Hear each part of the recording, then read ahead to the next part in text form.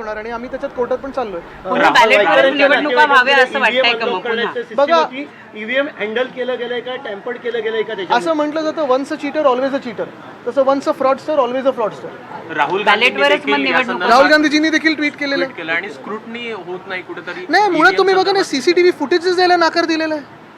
म्हणजे पारदर्शकता जी पाहिजे ती निवडणुकीपासून पाहिजे, तेच देत नाहीयेत.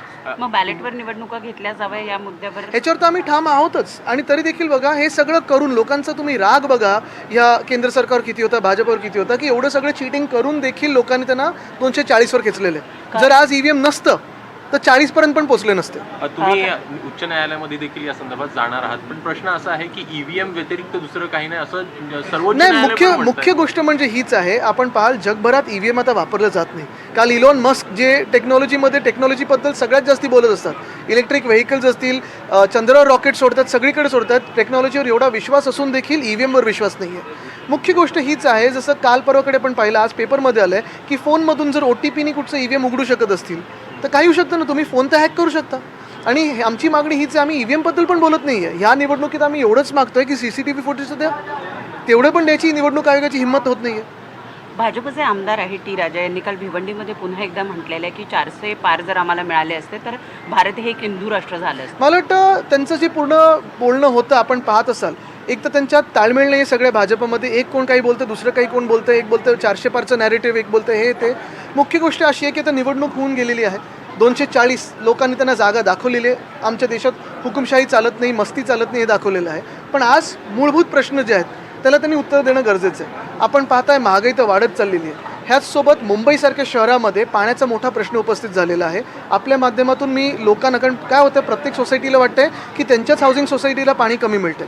कुठे ना कुठेतरी मुंबई महानगरपालिका खोटं बोलत आहे. सांगते 10% कट दिलेला आहे, पण खऱ्या अर्थाने जर पाहायला गेलं तर कमीत कमी 40% कट सगळ्या बिल्डिंग आणि हाऊसिंग सोसायटीनं लागलेलं आहे. अनेक हाऊसिंग सोसायटीज आहेत, मग ते उत्तर पश्चिममध्ये असतील, दक्षिण मध्यमध्ये असतील, दक्षिणमध्ये असतील, तिथून आम्हाला फोन येतात, एक तर गढूळ पाणी येतं आहे किंवा पाणी कमी येतं आहे. आणि 10% कटला वर्षानुवर्ष आपण लावत असतो, तेवढं पाणी कमी येत नाही. हा कमीत कमी 40% कट झालेला आहे. आणि त्याच्यात आपण बघतोय पाण्याचे टँकर्स यांची मजा चाललेली आहे.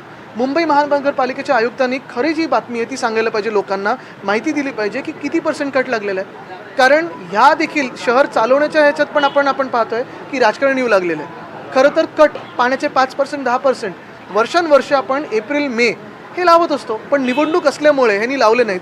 पाण्याची ते काय डीप क्लिनिंगमध्ये उधळपट्टी केली आणि आपण पाहतोय आता लोकांना प्यायला पाणी नाही आहे. तर ह्या विषयांवर भाजपने बोलायला पाहिजे. एक संधी मिळालेली आहे, 240 जरी असले तरी सरकार बनवलेलं आहे, त्याच्यावर बोला. भाजपाच्या मंत्र्यांनी बोलायचं, भाजपाचे मंत्री आणि वेगळ्याच बोलायला Indira Gandhi mother of India आहेत. काल कुमारस्वामींनी गुजरातमधल्या फंडविषयी टीका केली. सुरुवातीला सुरुंग लागतो का 3.0? बघा, आपण पहा, आज इंडिया आघाडी 237वर आहे, भाजप 240वर आहे. येत्या काही दिवसांमध्ये, काही महिन्यांमध्ये वेगळा खेळ दिल्लीत होऊ शकेल ह्याची पूर्णपणे खात्री मला आहे.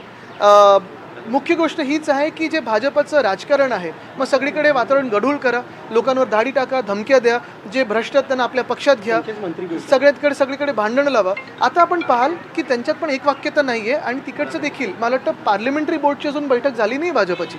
NDAची झाली आहे, पण भाजपच्या पार्लमेंटरी बोर्डची झाली नाही बैठक. बरं, आणखी एक महत्त्वाचा मुद्दा की कोकणामध्ये महायुतीमध्ये भांडणं सुरू झालेली दिसून येत आहेत. बॅनर वॉर रत्नागिरीमध्ये झाले, सिंधुदुर्गमध्ये सुरू आहेत. कसं पाहता याकडे? चांगले सगळे जे भांडणारे होते बॅनरवरनं, मग भाजपासोबत सगळे जे असतील ते एका बाजूला आहेत. आम्हाला कोणाला श्रेयवादात जायचंच नाही आहे. कालची पण आपण जर प्रेस कॉन्फरन्स पाहिली असेल तर सगळे पक्ष, तिन्ही पक्ष, आमचे सगळे मित्र पक्ष देखील आम्ही हेच सांगत होतो की आमचा जो विजय झाला आहे तो जनतेमुळे झालेला आहे.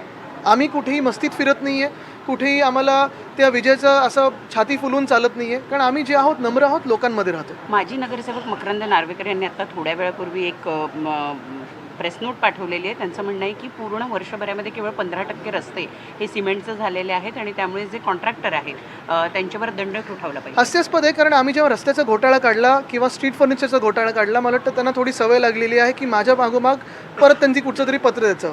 प्रेस नोट की नोट आता ह्याच्यात मी जात नाही, कशासाठी काढत असतात. पण महत्त्वाची गोष्ट हीच आहे, जर त्यांच्यात एवढी हिंमत असेल तर भाजपा हा भ्रष्टाचार करत आहे हे त्यांनी लोकांसमोर येऊन बोलावं आणि भाजपाने ह्या मिंदे सरकारमधून पाठिंबा काढावा. थँक्यू. मतमोजणी केंद्रावरील सीसीटीव्ही देत नाहीत, मतमोजणी दरम्यान घोळ घालण्यात आलाय असं यावेळेस आदित्य ठाकरेंनी म्हटलंय. शिवाय भाजप भ्रष्टाचार करत असल्याचा आरोप देखील आदित्य ठाकरेंनी केलाय.